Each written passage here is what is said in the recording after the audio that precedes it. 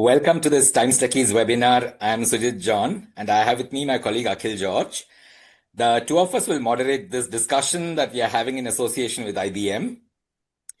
Over the last 2 years, AI has moved from experimentation to business priority. And now the conversation is evolving again from AI that generates insights to systems that increasingly support decisions and automate workflows. Recent research from IBM Institute for Business Value and the government's India AI suggests AI could unlock more than 500 billion in economic value for India by 2030. But realizing that opportunity will require organizations to do more than deploy technology. It will require them to scale AI responsibly, embedding governance, trust, and accountability into real-world operations as AI becomes more deeply integrated into how businesses run. That's what we'll explore in our discussion today.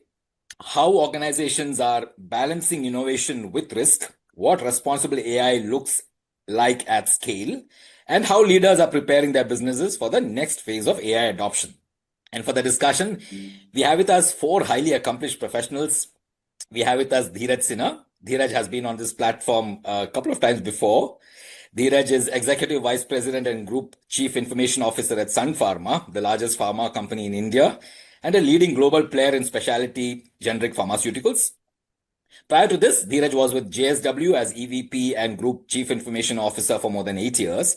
And before that, he was the Group CIO and Global Supply Chain Head at Apollo Tyres for over 12 years. Welcome, Dheeraj. Thank you.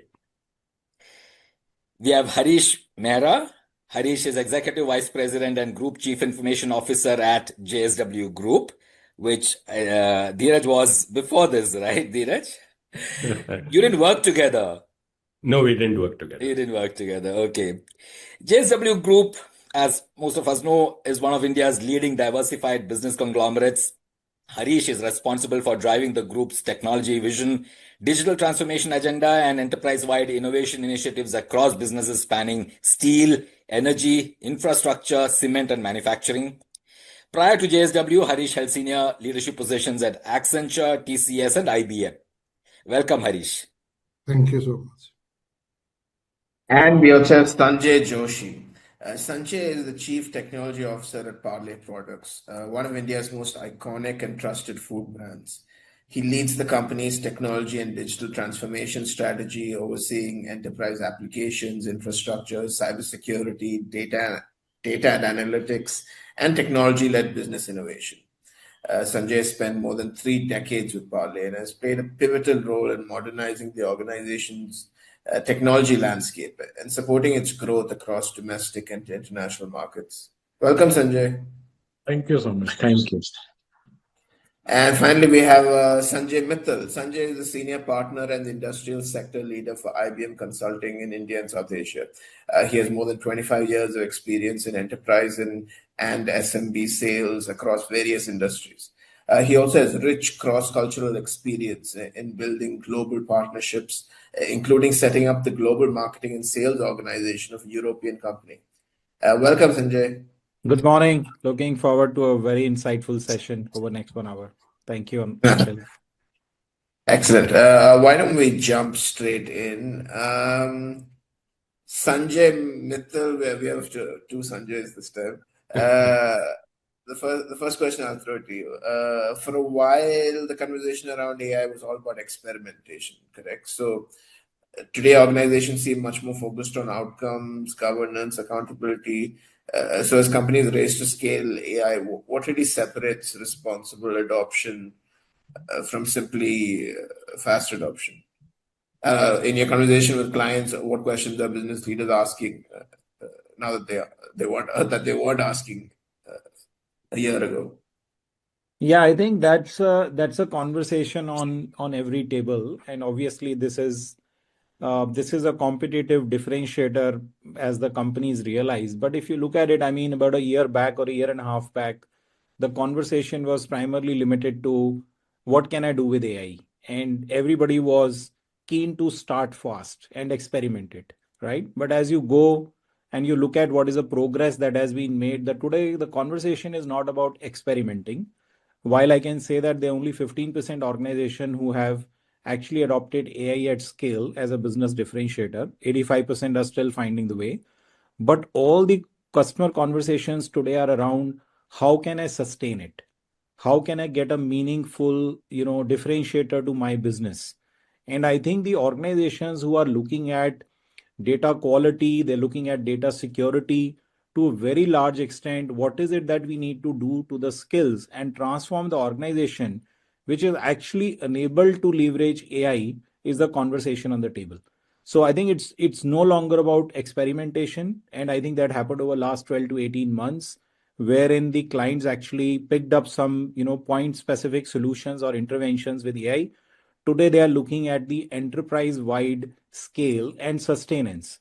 So it is becoming actually the core of the business, right? And also I think the maturity is getting to a point where the conversation is that what can I trust with AI and what is it where I need a human led decision making, right? So somewhere it's becoming everybody having an AI agent, let me put it this way, right? So, irrespective of the persona and the role you have in the organization, I think the companies are now looking at I need to operate in an environment where I can trust AI, where there is a coexistence of agents along with human being, and there is a very very clear demarcation as to what can a human do which is enabled by an agent. And in all of this conversation, I think governance has become very very important element. The corporations realize that it has to be monitored. It cannot be a free flow adoption across the organization. So when you deal with the enterprise, they are concerned about data security, they are concerned about the bias, they're concerned about how this is being governed. And I think that is where we are seeing a huge engagement with the clients, where they're talking about not doing just another experimentation, but how they can scale and sustain AI and make it kind of coexist with the human workforce today. And that is how the future is. So it is all become core to the business, and the conversations have completely changed from pure experimentation to scale and sustenance at large. I think that's what I would say. And obviously, as Sujit said, there is roughly about $500 billion worth of economic value that you can actually unlock within the next 4 to 5 years. And that is where every enterprise is looking at, okay, these interventions are great, but what is the difference they are making to my business in terms of the KPI? And those KPIs are not necessarily always top line or bottom line, but depending on the business you are in, I mean, it's all across the span of engagement. It could be in customer service, it could be customer response time, it could be in product development. And I think that's what we will hear from our learned speakers today. They come in from diverse industries, and they will share with you that how they are actually looking at these interventions and how they are taking this as a lead, right, to sustain the AI programs in the corporations. That will be my view, Akhil. Okay. Can you just explain governance? What does it exactly mean? See, for me, the governance is having an enterprise level. I would say, I mean, if I use the word monitoring, probably that may not be most appropriate. But governance means that you are aware in the organization and there is a policy framework in which you decide how this is going to be adopted and where is the limit, right?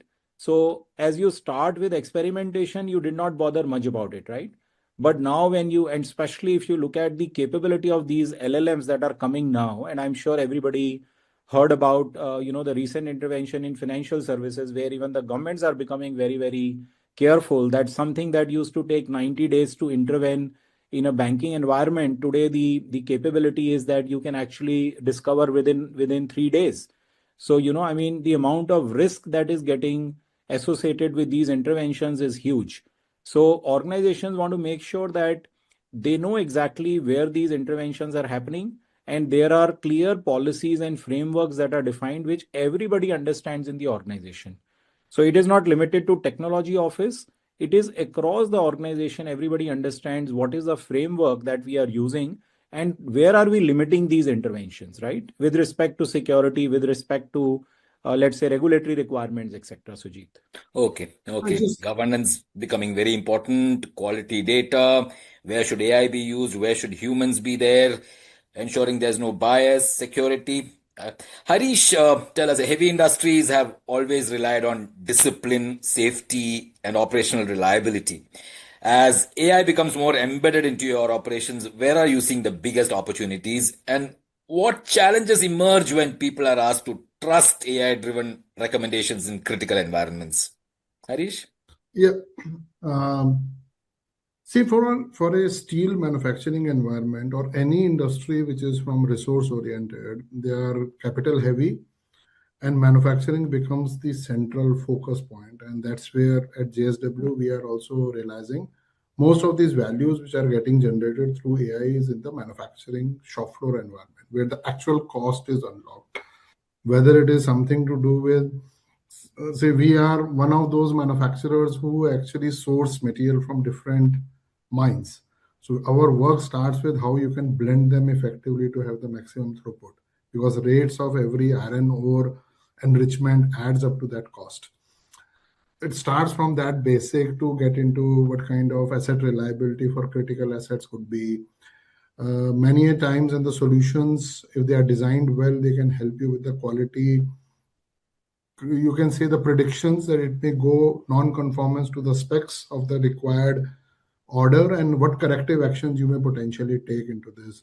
Sometimes an indirect sensors can also help you identify, like a flame of a which is coming out from a chimney actually can tell you what went wrong in the process or what could be the potential reasons for that high flame or the sizing. So a lot of image analytics led things are used. Safety is a very low hanging use case, which is simpler because technology has matured in video and kind of an image analytics viewpoint. So a lot of these are very much integral part, whether it is energy, quality, all functions, if you can broadly see into this. At the other end, we are finding a lot of agentics are getting embedded even in business systems, whether it is SAP coming up with a new agentic in the RISE platform or tools like Salesforce or Blue Yonder getting into their own agentic way. So a lot of the each functions, which are core function, whether it is procurement, customer relationship management, and then you have the individual benefits. If I have a co-pilot or a Gemini, my life and my productivity changes into this. But as you rightly said, in the Sumit has already covered some aspects of that. The outcome AI can do and add business value, I think it is pretty much established. How it can potentially scale up with security, with governance, with risk, which it also borrows, the cost dimension, which is critical. All that becomes now the peripheral discussion, and the movement has happened into this. Now, coming to your, so we'll park that part before I get into the details. But the important question is, what is the trust on the AI? Say, we at JSW see this as a journey. It is not like a pointed thing on which the reliability or the you can say the predictability or the deterministic behavior comes the next day. It evolves over a period of time, and that's where what we believe is the first step is that data which you are gathering from these sources, whether it is manufacturing or enterprise data elements, it should first help in building a decision support system with human in loop. And the people who are actually using these outputs should give constant feedback, which helps the models to improve over a period of time. Your trust also increases in that whole process.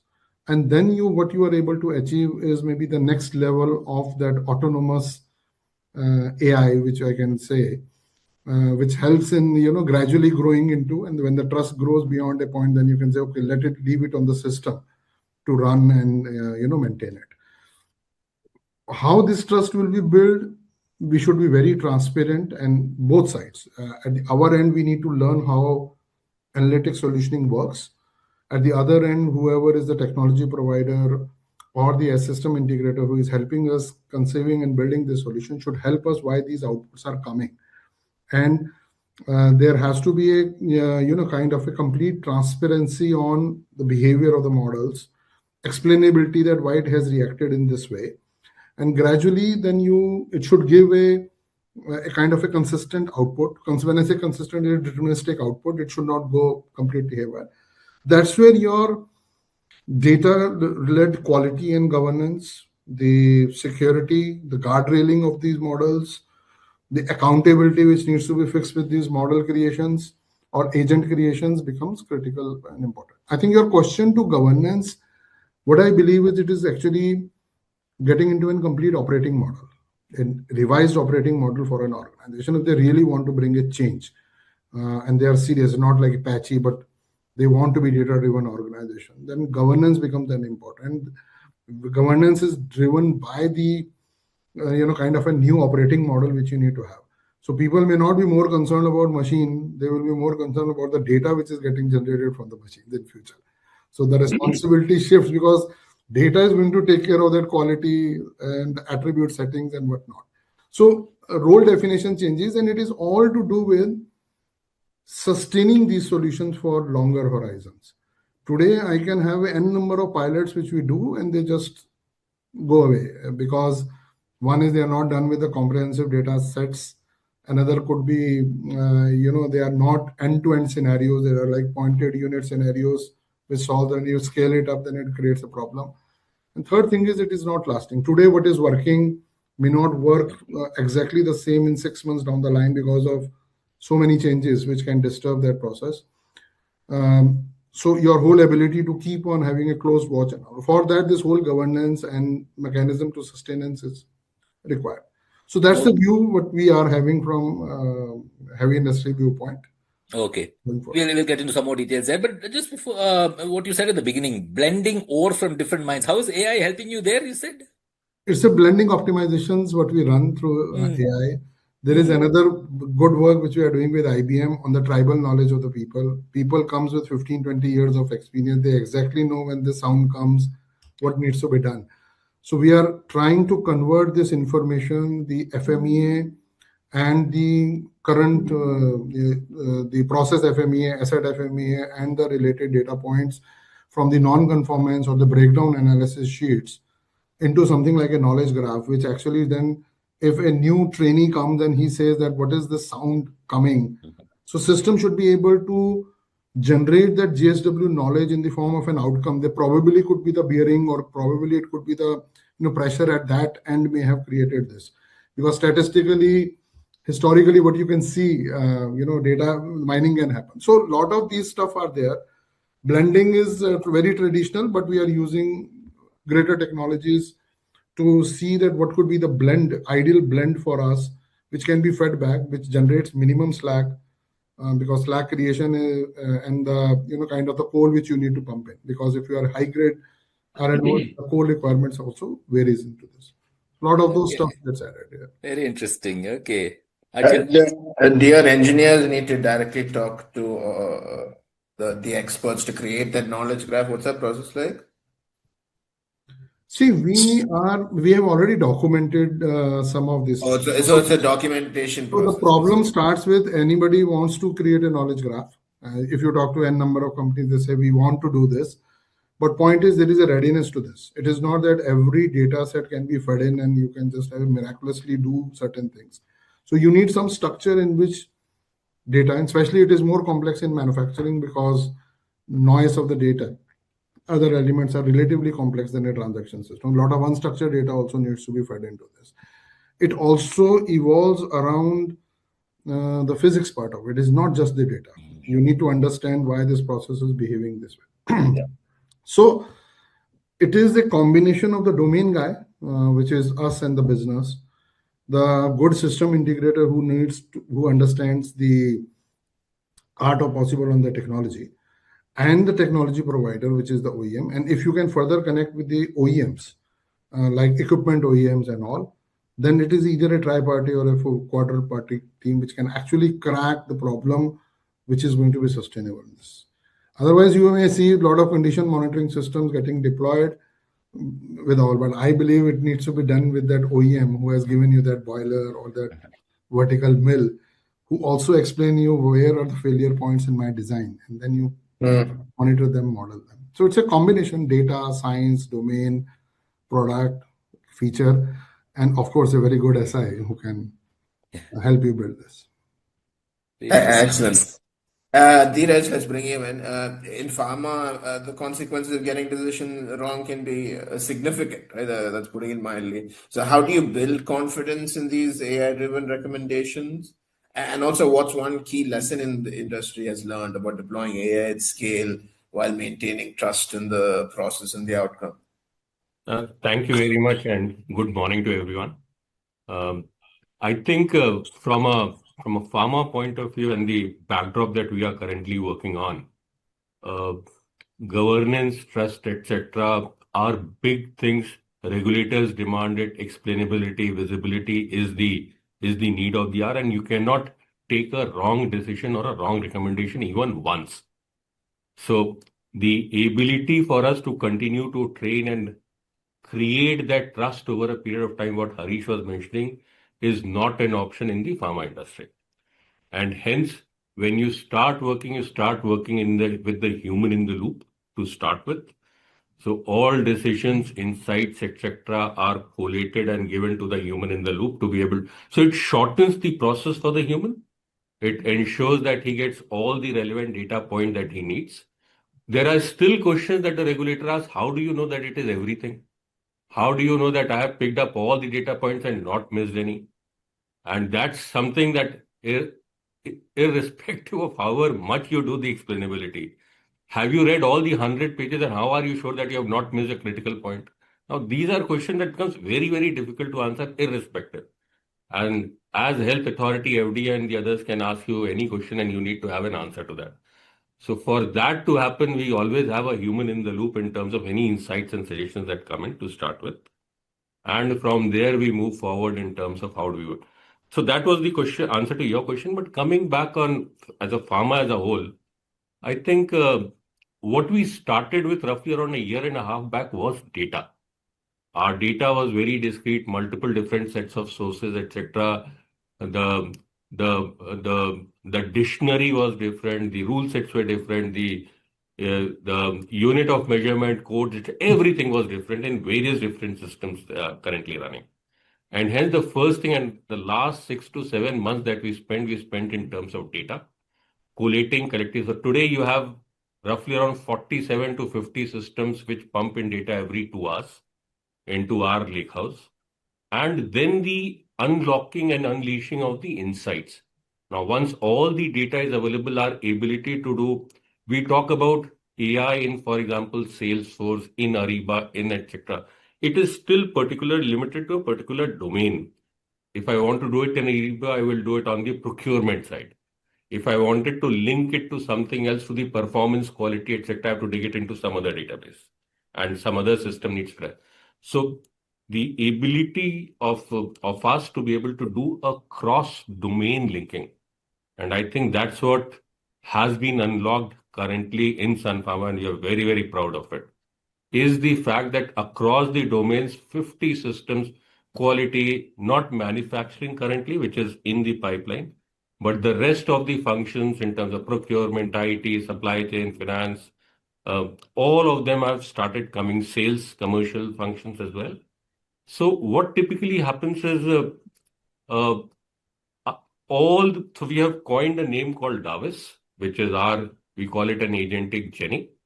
So you want to find out where was the product manufactured, which were the highest quality defects, who was the most operator who had the most problems coming in, etc. Anything that you want to ask. The fact that we have unlocked Gen AI, let's call it a chat GPT on our enterprise data, is something that possibly has given us a leapfrog advantage over everyone else. Really, it's working really well. No, please come and so it's running very well. In fact, it's not us who's telling. So when our chairman's review happened, all my peer sets gets invited and they speak on as to what has happened. So very, very positive feedback that we are getting. So the first thing that we have done is unlock AI at scale. So insights are now available to roughly around 20,000 managers in terms of their ability to. So we are now seeing traction, adoption, etc. And there are certain statistics that we continue to publish in terms of how many have happened. moving onwards on the digital journey is the next step in terms of how do you upgrade the digital quotient of the entire organization. We should start talking digital, we should start thinking digital, etc. And it has to be embedded at the grounds up. Sitting in conference rooms, etc., and thinking as to how can I improve manufacturing does not work. It has to come from the manufacturing guys in terms of what is it that's causing an issue and how is it that it can help. And obviously, you'll have experts to be able to arrive at it. So overall, enhancing the digital quotient.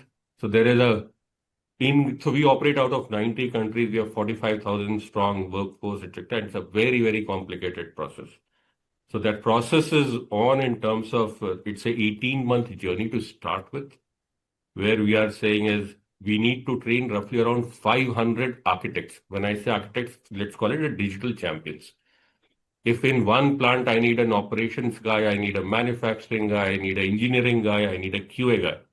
4 guys, if we form a tag team, we have so many plants into that number, then all the support functions, R&D functions, etc. So 500 people is something that we are training over a period of 18 months. And then we are increasing the entire quotient of the organization. So this is the AI operating model for us. We have unleashed in terms of capabilities across the Copilot, ChatGPT, across all 45,000 employees. Roughly around 7.5 million prompts in the last 6 months. There are 15,000 agents that the guys have by themselves created, not IT which has created for them. The challenge is now how do I govern them, because now someone has created on Copilot, someone has created on ChatGPT, and the ability with. So you will be able to do your own productivity. In some cases, you'll be able to do your team's productivity. The AI fluency barrier comes when you want to go beyond that. And you want to get into a fluency which is department specific, etc. And you want to do a cross department. And that's where the fluency barrier comes in.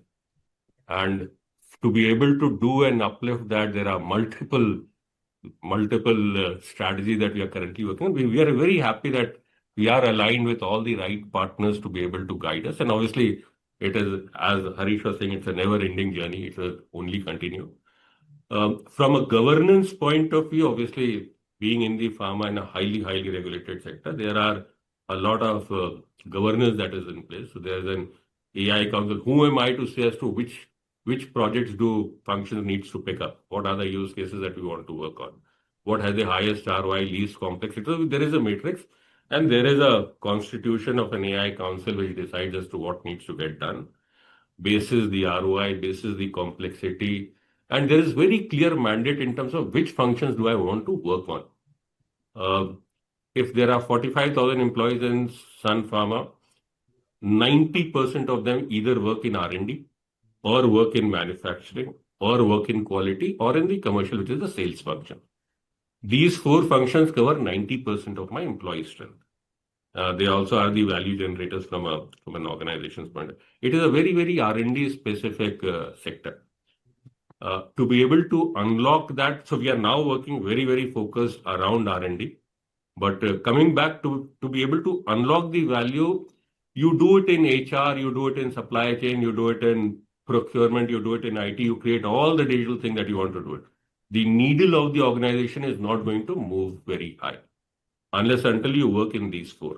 Because the ability to replicate, if I can do it in one manufacturing plant, I have 33, I can do it in my ability to replicate, etc., is much higher and larger. So while we do everything across various other functions, the focus of the organization, I get reviewed on these 4 functions as to what is it that we have done. And then, okay, also tell me something else that you have done as well. So what helps is there is a very strong governance coming in from the chairman himself. And being a pharma-centric organization, it is about value drivers. Is it about how do you ensure that there are no errors that can come in? How do you ensure that you have 100% confidence? And obviously, we do not have answers for everything. And hence, anything which is related to manufacturing, where it touches the drug, is somewhere for all the insights, we have human in the middle. So we give our recommendations, but we don't go back and close the loop in terms of updating the system or giving recommendations or changing it. We have done it in sales cycle. In fact, Last time when we are in the same forum, I'd explained about 15,000 agents for MRs that we have created and we are working. We have 15,000 medical advisors and so on and so on. So sales is where we have, the journey is still very large, but we think we have done and dusted it, but only from an India point of view currently. Now we are doing it across various other countries as well as we move forward. So that's the piece. I don't have an answer for how do I ensure traceability, visibility, etc. To the extent, so normally I understand, but to the extent that's requested by the FDA, I think we don't have clear answers. Industry does not have clear answers currently, and that's the whole reason as to why we are keeping a human in the middle to be able to solve. Okay, where have we got the highest ROI? Which project? Currently, it's in the sales function. Sales function. Okay. We are seeing a 0.2 to 0.5% upliftment already happening, which is a huge number if you look at from the overall value. So my ability to say for a specific drug basis the sales cycle that's happening, what is going wrong, and the ability to do the next best action, nudge the guy, create a beat cycle in the CRM tool, automatically insert it in so that the effect comes in. So we have deployed it in a few divisions and we do it gradually, but we are seeing a 0.2 to 0.5% upliftment in sales that we can directly attribute to that. Okay. Very, very, very interesting. Sanjay, Joshi, we have to ask you this. I mean, campaigns like Melody Khao Khud Jaan Jao or Parle G Mane Genius, Mango Fruity, Fresh and Juicy. Could AI have done that? Or So this was much earlier than AI. of course. I hope you're not getting rid of your marketing folks. Absolutely not. But AI is becoming pretty smart in all of this, no? All these kind of campaign slogans and all that. Yes. So, Sanjay, the question we wanted to ask you, consumer businesses like yours generate enormous amounts of data, but turning that into better decisions isn't always straightforward. In your experience, what's been harder than expected about scaling AI across the business, and what's been easier than expected? So I think it is not, I would say it is not industry specific. Almost everybody has facing those challenges and trying to overcome. So in our case, if you will say creating the culture and building the robust data ecosystems that enables responsible, trusted, and enterprise-wide adoption of AI. I personally feel that. And you have rightly said that organization like us creating huge amount of data, literally huge, because it is more of a volume production. And that is why huge data, we have almost 22 lakh plus retailers. So you can consider a number of varieties of biscuits and other product categories. The data volume is huge. And in that case, before AI can create a real business value, I would say the data is definitely important. We have to invest in data governance, data quality, and common understanding of data. Because if you will say in our kind of organization, the terminologies also and the meaning of the sales also sometimes get different, because sales present sales in a different way, finance present sales in a different way. So that definition, right from the definition, data quality and data governance is very much important if we are planning to have or accelerate AI journey. The second challenge is building the trust and accountability. As long as AI is providing insights, the adoption is really or relatively straightforward, I would say. But when AI start influencing the strategical decision, for example, demand forecasting, production planning, inventory management, pricing decisions, then the obvious question, how these recommendations are generated, why should I trust that? So all those questions start coming when it is more of a strategical decisions. So that is where responsible AI become very critical. Scaling AI is, according to me, not just about deploying models. It is about embedding governance, trust, accountability into overall operational process. We need to guardrail human oversight, explainability, and I think all the members have already discussed this, and we are also facing the same, and we are working towards that as well. Clear-cut defining ownership is also equally important for the decision making of AI. Easier, you have asked me what is easier than expected. I will not say easier, but normally the perception is employee would resist AI. Employees increasingly view AI as a co-pilot right now. And the way generative AI is providing access to the overall insights. So previously, people were more depending upon dashboards, IT analytics.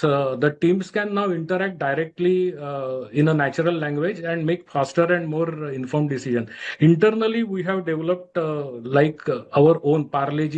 That is why we say Chat G for Parle sales team, where they can clearly ask questions about primary and secondary sales and all the insights they are getting through that. So that is a major achievement which we have developed internally using Databricks platforms, Databricks Genie, and we have converted that entire thing into this. So that was easier than expected. And the competitive advantage, I feel that will not come just from accessing AI, because AI will be available, increasingly available to everyone. The major responsibility on IT technology leaders is how we can improve or how we can have the governance, trust, accountability, because internally Parle has a traditional way of thinking some time back. So obviously the data leakage should not happen. How we can maintain data privacy, data security, that is the major thing. So if you will ask me, at a scale, AI success is less about algorithm, more about trust, governance, and accountability. That is what I feel. Can you give some examples where you might have used AI with some good effect? For instance, I'm just wondering, for flavors of biscuits that people like, the idea, data that you're analyzing around those kinds of things, or manufacturing. Right now, not in manufacturing, but couple of, because our center right now, the focus is around sales. So that is creating revenue. So obviously the focus is around sales. So couple of use cases. One, ChatG I have already discussed, which is providing the insights. Another thing, Sanjay is aware of that we have developed a continuously replenishment system for our distributors. Where earlier the traditional way of thinking is look at the history of the products which normally they are selling, and then the same thing we keep on selling them. But now what we have done is with using the external data plus history, the combination of both, we have developed the model with help of IBM, so that it is creating a market basket mix, and it is not only for the I will not say for the bulk, but looking at the specific location, specific wholesaler, traditionally what he is selling and what he is capable of selling. So mixture of both, we have created CRS model. The couple of advantages I would discuss with you, that is one part is we are ensuring the wholesaler ROI through this. Another part is how we can reduce the inventory of the wholesaler, and how we can provide what exactly he wants, as well as what organization want to push certain sales. So the combination of both while creating market basket mix. The another part is how we can increase their revenue as well as company's revenue through that model. So all those things, and it is end-to-end digitalized, means right from the order generation and giving the order entry portal, and then deciding at which frequency that wholesaler should get the goods which he requires. So all those things, combination end-to-end thing, that is really helping our sales team. So I will say the 10% reduction in their stock, 5 to 6% increase in the sales. So that kind of things we have already achieved. Wow. So you have a much better understanding of local demand across Absolutely. Local geographies. demand. What Dheeraj was also saying about sales can really help. Absolutely. Okay. But you get to, you see, getting to a point what Harish said about, I mean, they are using it for blending ores and all that. Do you think flavors, etc., could also become at some point? Definitely. And as you rightly asked, not only the marketing slogans, but I would say the specific personal advertisement, or maybe the wrappers also, to that matter, personalized kind of a thing, that also can be leveraged in some point in time. So those use cases are already in the discussion, but definitely those also are the future roadmap. Very interesting. Harish, go ahead. Sujit, actually, your question is more on the new product introduction and ability to launch a new product. And the answer is yes. Not in this company, because we are in a very different nature of business. But in my previous organization, people have used cosmetic companies, sort of data from the social media, They know that there is a trend which is emerging, which is all about green cosmetics. So giving that feedback, they pass it on to their R&D department, they link it back to new product launch and link it the whole thread of this loop. They're trying to use it by introducing new products for the right segment, and they're targeting those end users which are on social media, very vocal about why things have to change. So Fashion industry is also similarly using that. Fashion industry. Okay. a lot of Yeah. stuff is happening when you talk to product NPI, the new product introduction. A lot of analytics is actually getting utilized there too. Okay. Very interesting. Akhil? Why don't we look at a question for all of you? Let's agree that no organization is scaling AI alone. And as AI becomes part of critical business processes, what role do consulting partners like IBM play in helping organizations like yours move faster without compromising all that trust, governance, and accountability? Who wants to go first? Shall I? Please Yeah, go. go ahead. Yeah. See, always I discuss with Sanjay, it is not SI, it is partner. You have rightly used the word partner, because when it is a partner, all those things which we are currently discussing, it is beyond technology.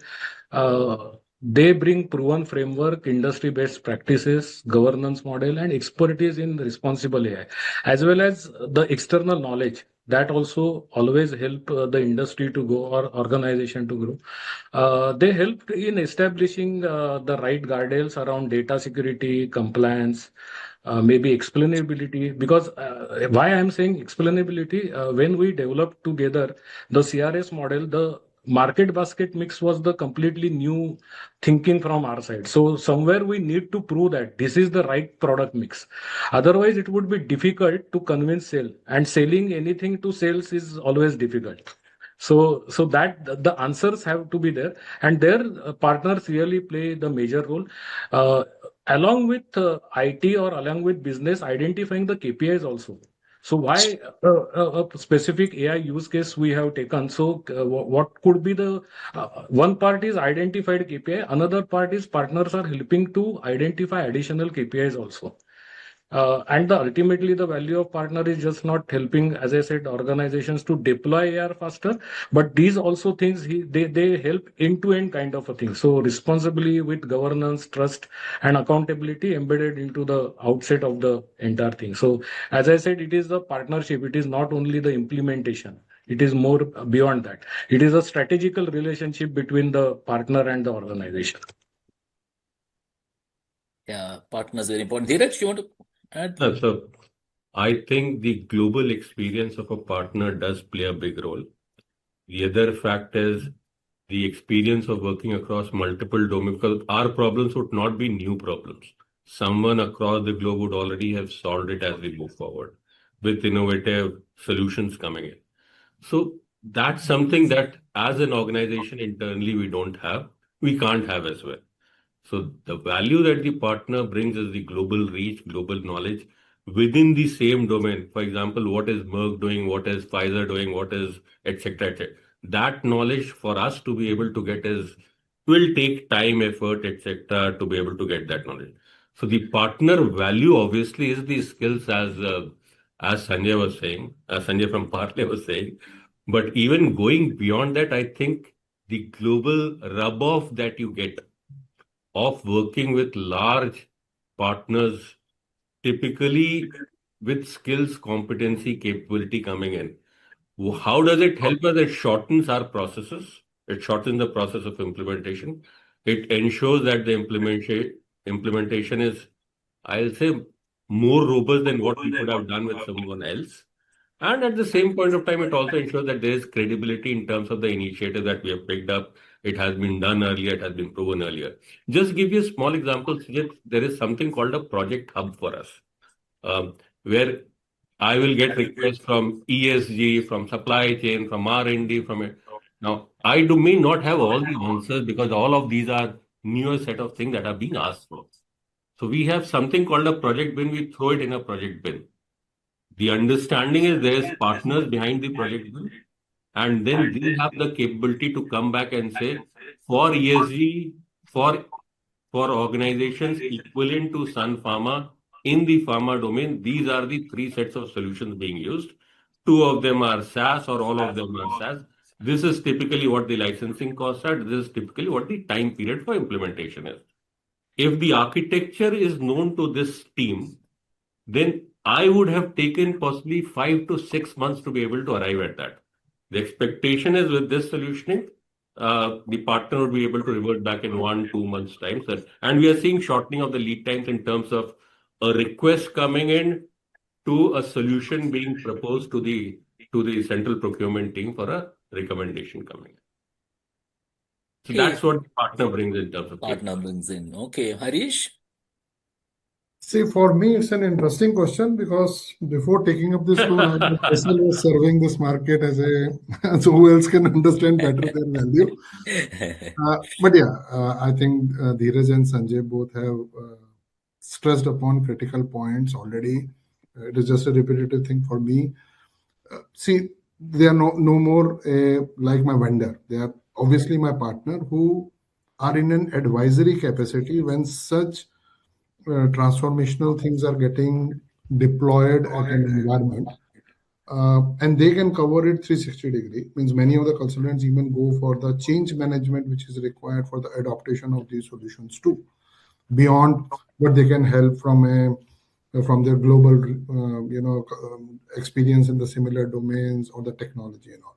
See, for us, in a steel making environment or even in pharma or biscuit, that is our core, right? We cannot keep pace with the technology. And it is so dynamic that today you find something X effective today. And within one, I will give you an example of our DPDP program. We are evaluating a technology.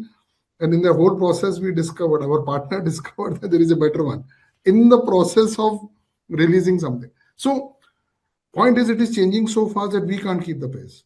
That's where you need some trusted partners with you who play that advisory role, who understands the complexity at our environment and make it in a comprehensive way. Not technology, the process, the technology, and the people with the data readiness which is it requires to. Sometimes you'll end up in having an initiative for which you require the data foundation or the digital core itself is missing. So you need to build those to get into these journeys. So they're really important. Their role is definitely required by us who are reasonably dependent on them to get the global experience, the other project experience, non-industrial experience. Sometimes it also happens, when I was talking in my other role to PNG says, I want to know what Boeing is doing. I said, what you will do in making diapers with Boeings? They said, no, it is just out of the thinking which can also impact us and influence us. So that's that we can't bring in-house. We'll never have. You have to manage operations, you have to manage internal projects, a lot of stuff on the table. Their partner plays a significant role in that. We say they are extended teams. They are an extended team, very important for companies like yours to partner with. I'm just wondering, of course, IBM shares are going up, but IT services shares are generally all down. I'm just wondering if the partners are so important. Maybe they need to change their business models, how they deliver the services, maybe some of those things are. But anyway, that's a separate discussion. We have just a few more minutes left. Give up to this for all four of you, and maybe Sanjay, Mittal, you can start. What's the hardest judgment call that leaders are having to make right now when it comes to AI? You might be repeating some of the things that you said earlier, but still, what is the hardest call that leaders have to make? I think the hardest judgment is not about whether you want to adopt AI. It is about where do you want to trust AI. So if you look at, few years back, probably the differentiator was whether you have AI or not. Today, that's not the differentiator.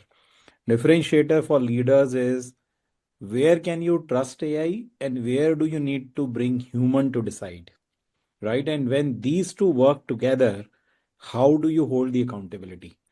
So for the leadership team today, the judgment is not about having AI or not. I think that is given. It is about when the two get together, how do you hold the accountability? And I think that is the most important thing for leadership team today. I think that's what will be my view, Sujit. where do you want to trust AI? Okay. Sanjay, Joshi? So I think Sanjay has covered really well. So in single liner, if I have to say, the biggest AI challenge is not building intelligent systems. It is building system that people can trust and continuously use that. That is the whole thing which I feel. And all the other points, I think Sanjay has really very well articulated and covered. Okay. Dheeraj? I think the biggest challenge is in terms of how to stop people from expecting too much out of AI. I think the race of expectation against delivery, obviously the delivery always falls short because there's a lot of hype that has got created.